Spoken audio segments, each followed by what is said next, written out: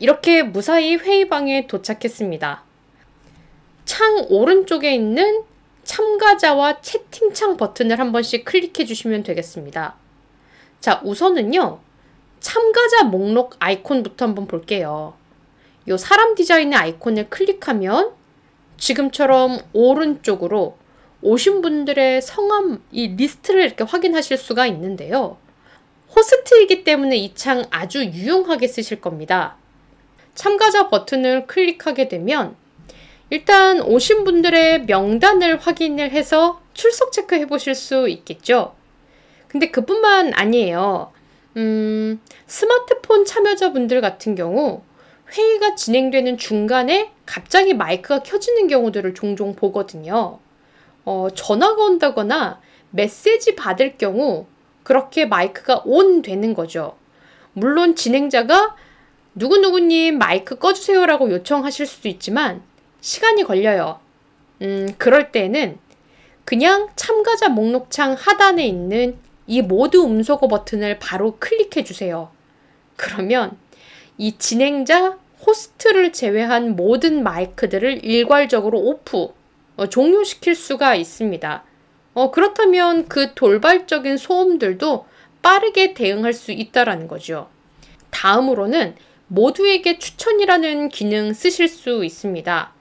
사실 줌이라는 프로그램 잘 쓰시는 분들은 본인이 크게 보고 싶은 비디오 선택적으로 확대해서 이 스크린에 가득 채울 수도 있지만 기능들을 좀 사용에 어려움이 있는 분들을 고려했을 때 회의 진행자인 이 호스트가 이 화면 크게 보세요 라고 선택해 주실 수가 있거든요.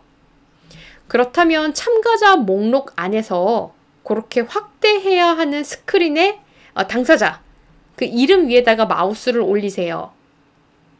그러면 더보기 아이콘이 활성화돼서 그 파란색 버튼을 클릭을 해보면 네, 두 번째 모두에게 추천이라는 메뉴 찾아보실 수 있습니다.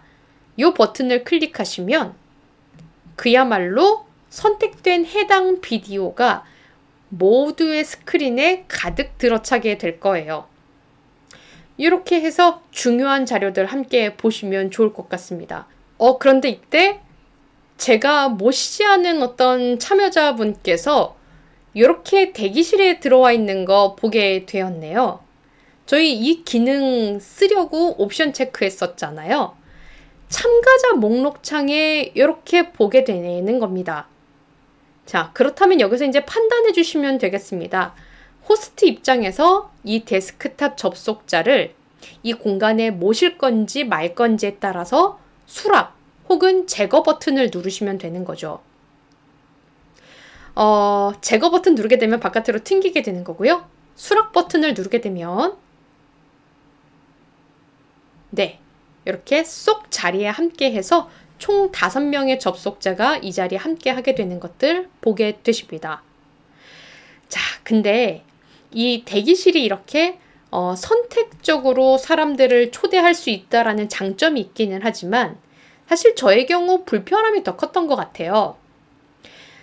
이 줌에 접속할 때 사람들이 다 쾌적한 상태에서 인터넷 들어오면은 참 좋겠지만 그렇지 못한 경우들이 대부분인 것 같습니다.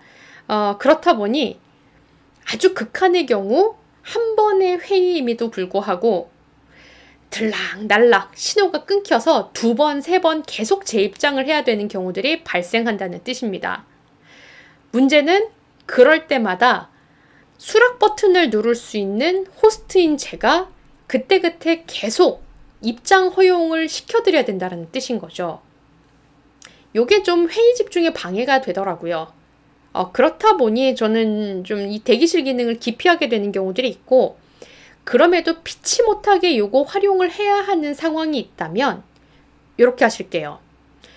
호스트 관리자 권한을 저만 가지고 있는 것이 아니라 저와 함께 이 공간을 운영해줄 공동 호스트 한 분을 더 설정을 하는 겁니다.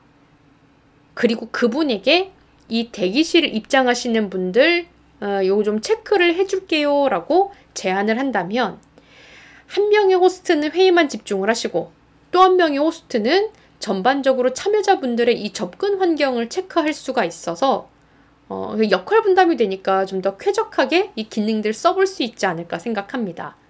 성함 위에다 마우스를 올리고요. 역시나 더보기의 아이콘을 찾아 클릭을 해주시면 공동 호스트 만들기라는 버튼 찾아보실 수 있습니다. 요거 클릭해서 네, 이분에게 대기실 접근 허용 좀 부탁드립니다 라고 제안해 볼 수 있겠습니다. 다음으로는 채팅창도 띄워야 하겠죠. 스크린 하단에 보면 말풍선 디자인의 아이콘 있어서 그거 클릭해 보겠습니다. 채팅창도 바로 띄워주시면 좋죠. 이 공간을 통해 그 호스트가 필요한 공지글들 보내실 수가 있고요. 당연히 개인적으로 문의를 받게 될 1:1 DM 메시지도 확인을 하셔야 될 거예요. 근데 저의 경우는 여기 다른 기능 한 가지를 더 사용하게 되는 것 같습니다. 파일 공유 기능이에요. 이 자리에 오시는 분들 이메일 주소나 연락처 다 모를 수도 있거든요. 그런데 회의로 혹은 필요한 자료들을 화면 공유하는 것뿐만이 아니라 전송해서 배포를 하고 싶을 때 그분들의 개인 정보를 알지 못해도 이 채팅창 오른쪽 상단에 있는 이 메모지 디자인의 아이콘 요 버튼을 뿅 클릭하셔서 제일 하단에 있는 내 컴퓨터 목록을 클릭해 주신다면 그야말로 제 이 노트북에 저장된 파일들을 채팅창 통해서 배포하실 수가 있습니다. 내 컴퓨터 버튼을 누르면 이렇게 파일 탐색기 화면을 띄울 수 있겠습니다. 그중 배포했으면 하는 파일을 클릭 선택해서 열기 버튼을 눌러주면 잠깐의 업로드 시간을 거치고 난 후에 완료되었다라는 메시지를 띄워주면서 이제 모두에게 이게 게시될 것입니다. 그런데 문제는 하나 있어요.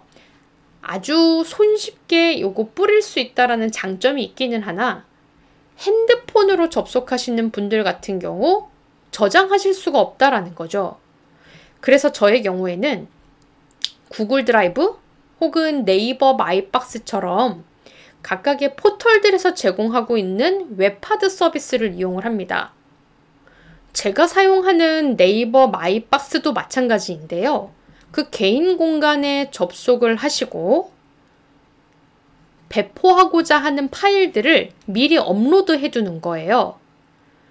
그리고 그 파일을 공유하기 위한 URL 주소를 생성을 해주신다면 복사 버튼 눌러서 URL 주소를 복사해 준 후에 요걸 저희 줌 채팅창에다가 붙여넣게 하는 거지요.